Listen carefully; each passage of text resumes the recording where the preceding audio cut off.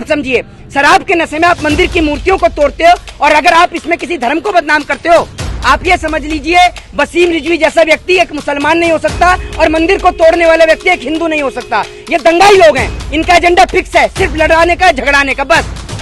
जो लोग इस तरह का काम करते हैं, न तो वो हिंदू है न तो मुसलमान है, उसका कोई धर्म ही नहीं है। इनका इस देश में एजेंडा फिक्स है, या तो इनको विपक्ष चाहिए या मुसलमान चाहिए। विपक्ष और मुसलमान नहीं मिलेगा तो जबरदस्ती खोजकर औरंगजेब को निकाल कर ले आएंगे। पुलिस की रिपोर्ट सामने आ जाने के बाद वसूली चौधरी जैसे पत्रकारों का मुंह काला हो जाता है। उसमें यह सामने आता है कि शराब के नशे में धुत 4 हिंदू युवकों ने मंदिर की मूर्तियों को तोड़ा।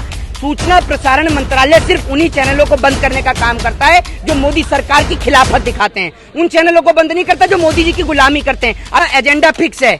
ये जो टीवी चैनल पर बैठते हैं ना, दाढ़ी वाले लंबे लंबे मौलाना और ये तिलक लगा के पंडित जी, ये सब 3-3 हजार में बिकाऊ लोग हैं जो पूरे देश में दंगे भड़काने का काम करते हैं। ट्रेन के कवच तो खुले नहीं, ठीक है ना, ट्रेन का कवच तो लगा नहीं, ये इनके कवच बनने का काम करते हैं। इनका एजेंडा फिक्स है। देश में हिंदू और मुसलमान को लड़ाने का गोदी मीडिया का प्रोपोगेंडा फिक्स है। ये सुधीर चौधरी वही सुधीर चौधरी है, तिहाड़ी रिटर्न, जो 2000 के नोट में अपने आका को खुश करने के लिए नैनो चिप बता रहा था। कहाँ है नैनो चिप? जब में मोदी जी का हाथ है तभी तो 3-3 ट्रेनें एक साथ टकरा गयी। मोदी जी ट्रेन के फीते ही काटेंगे। अरे घटना था, मोदी जी ट्रेन के फीते ही काटेंगे। कभी ट्रेन में जाकर देखा है? जनरल ट्रेन में जहाँ पर 70 लोग बैठते हैं, 80 लोग बैठते हैं, वहाँ 200, 500 आदमी भेड़ बकरी की तरह घुस के जाते हैं। मोदी जी फीते काटने के बजाय कभी जाकर देखिए ट्रेनों की हालत क्या है, कि जिसने मंदिरों को तोड़ा उसके ऊपर कार्रवाई हो। आप हर चीज को हिंदू मुसलमान से क्यों जोड़ते हैं? आपके घर की दाल रोटी चलती होगी मोदी जी से, हमारी नहीं चलती। हम नहीं झुकते ना मोदी जी से। आपके घर के होंगे, आप मानते होंगे मोदी जी को डैडी, हम नहीं मानते। देखिए मैं आपको बता दूं कि तिहाड़ रिटर्न वसूली चौधरी जो है, जिसने कार्यक्रम चला दिया, पुलिस की रिपोर्ट आने से पहले तिहाड़ रिटर्न वसूली चौधरी कार्यक्रम चलाते हैं और पूरे कार्यक्रम में ऐसा मेमोरेंडम क्रिएट करते हैं कि जो बुलंदशहर के अंदर जो मंदिरों को, जो मूर्तियों को तोड़ा गया है, उसके अंदर हाथ जो है वो मुसलमानों का, पूरा ऐसा प्रोपोगेंडा रेडी करते हैं। इनका इस देश में एजेंडा फिक्स है।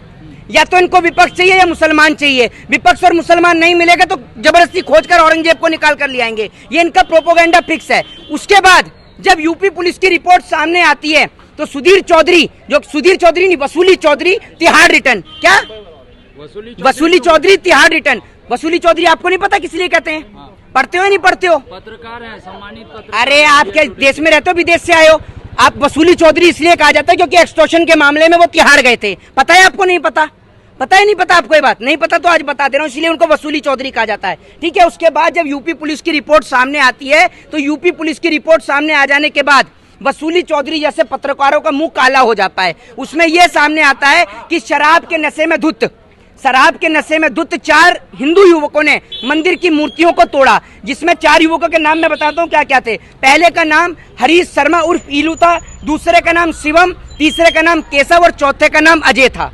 जिसको हर चीज को हिंदू और मुसलमान से जोड़ने का ये एजेंडा चलाता है। कार्यक्रम चलाता है ब्लैक एंड व्हाइट, जिसमें व्हाइट कुछ नहीं है, सिर्फ ब्लैक ही ब्लैक है, टोटल ब्लैक है। मैं आपको बता दूं, ये वसूली चौधरी जो तिहाड़ रिटर्न है, इसका प्रोपोगेंडा फिक्स है। ये जो इनके आका है ना, अपने आकाओं को खुश करने के लिए, उनकी गुलामी करने के लिए ये सब प्रोपोगेंडा ये पूरे दिन चला पाए जी।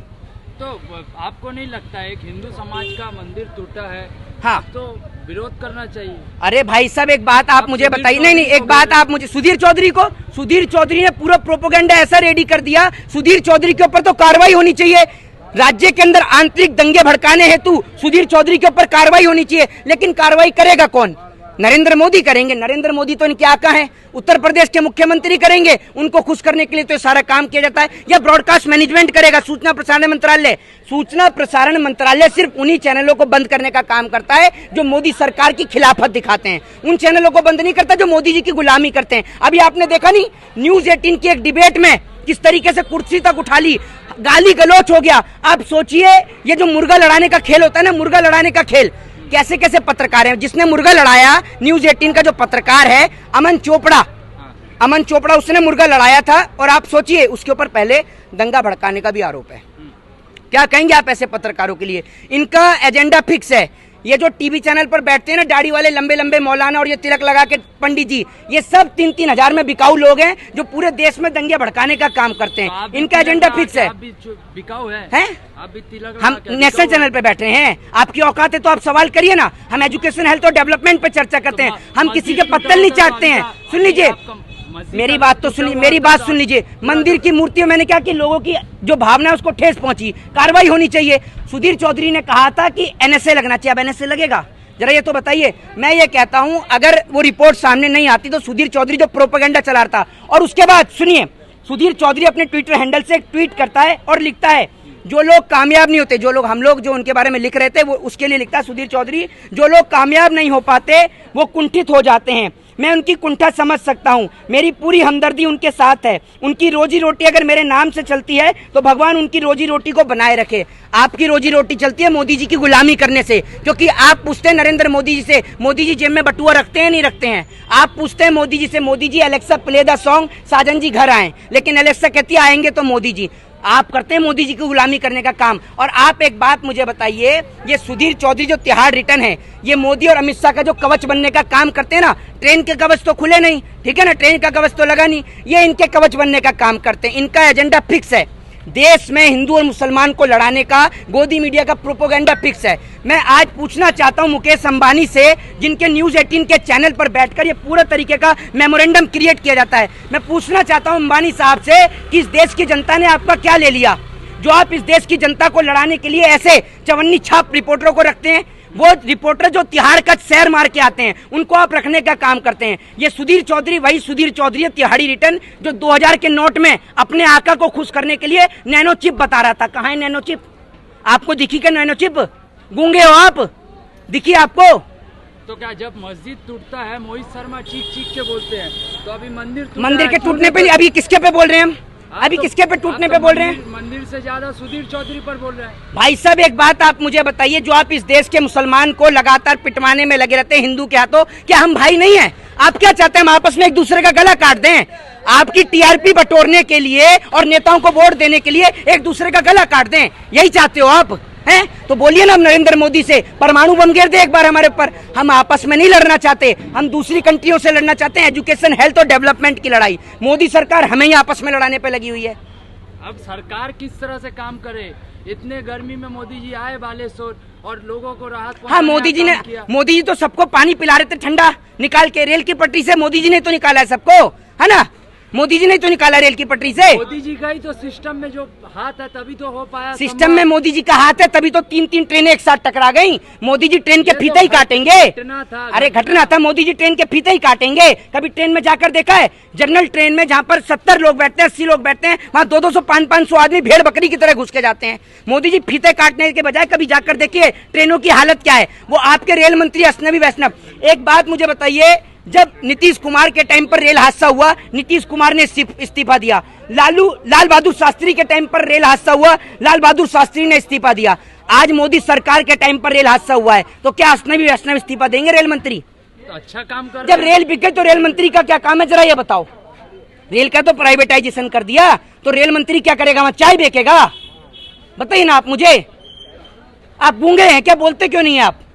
तो क्या देश में जो ये माहौल बन रहा है हिंदू मुसलमान का, हाँ, कौन बना रहा है? ये हम बना रहे हैं, बीजेपी बना रहा है। और कौन बना रहा है? ये किसके चैनल है? न्यूज 18 किसका चैनल है?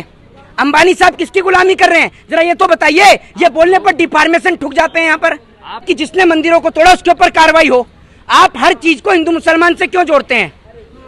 आपके घर की दाल रोटी चलती होगी मोदी जी से, हमारी नहीं चलती। हम नहीं झुकते ना मोदी जी से। आपके घर के होंगे, आप मानते होंगे मोदी जी को डैडी, हम नहीं मानते। मुसलमानों के साथ गलत हो रहा है, अगर हिंदू के साथ भी हो रहा है तब वो भी गलत है।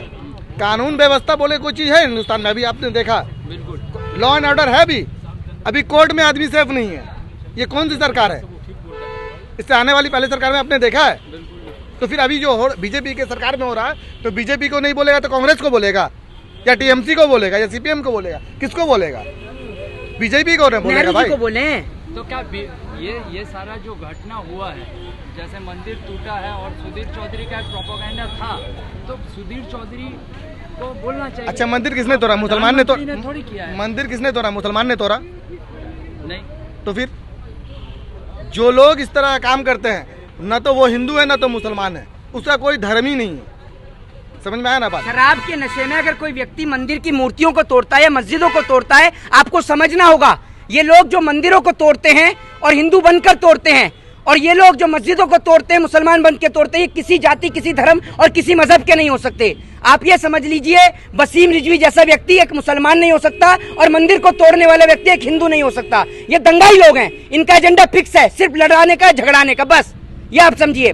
शराब के नशे में आप मंदिर की मूर्तियों को तोड़ते हो और अगर आप इसमें किसी धर्म को बदनाम करते हो, बताइए ना आप मुझे। ये जो पत्रकार, लुच्चे लफंगे पत्रकार जो तिहाड़ से उठ के आए हैं, ये जो दंगा कराने का काम करते हैं,